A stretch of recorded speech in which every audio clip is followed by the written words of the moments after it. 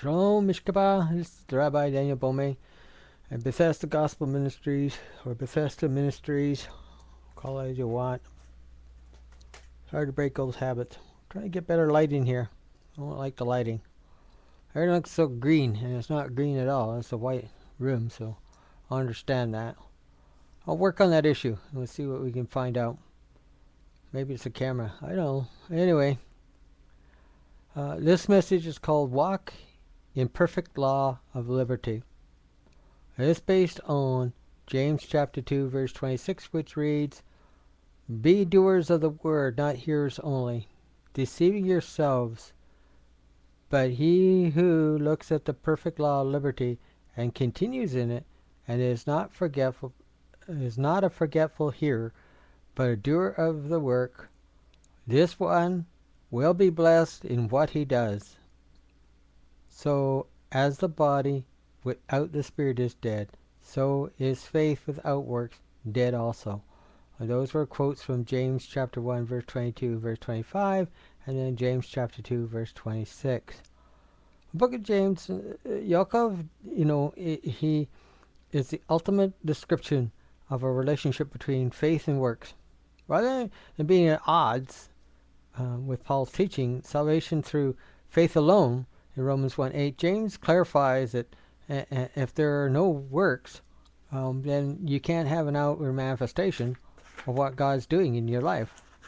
And likewise, you can't have works without having that faith, because it's just a hollow shell, and we see people doing that all the time.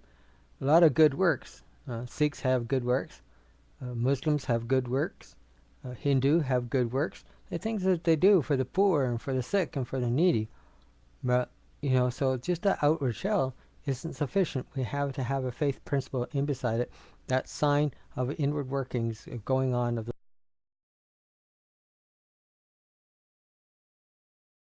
the Spirit of His. Then there can't be real good works.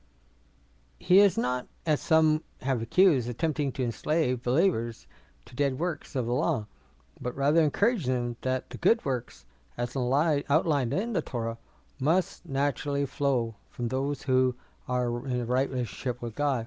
And what that basically means is, I set that going, Christianity is not a lifestyle, nor is being a Messianic a faith. It's not. It's a lifestyle. Sorry. It is not a matter of this is what we are. It's as natural as breathing is on this planet. So we need to have that. We have to have that inner ability. It's as natural as breathing in and breathing out. James builds up in Yeshua's statement, "If you love me, you will keep my commandments," in the New American Standard Bible. Here is true freedom found, as he says. You have to be set free from the law of sin and death. Note, you have to be set free of the law of sin and the law of death. So we live our life as natural beings before God. We're not bound to sin, and we're not bound to death. We're true citizens of the Most High God. Rather, it is the basis from which we are truly choose to adhere to the standards of divine law that, rooted with the action, are the hallmarks of the believing life. We might as well have summed up the statement, "He has shown you, O man, that which is good, and what does the Lord require of you this day? To do justly, to love mercy, and to walk humbly with your God," as found in Micah chapter 6 and verse 8. One of the phenomenal cornerstone pillar scriptures in my life has been that. Not just talk the talk, but learn how to walk the walk, to do what is right before men.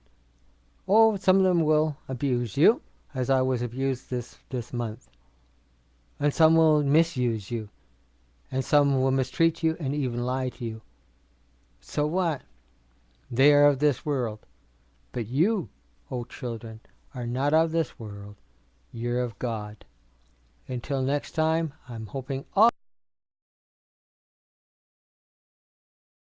of this video, I grant you and bless you all in the name of Yeshua. our HaMashiach. Shalom.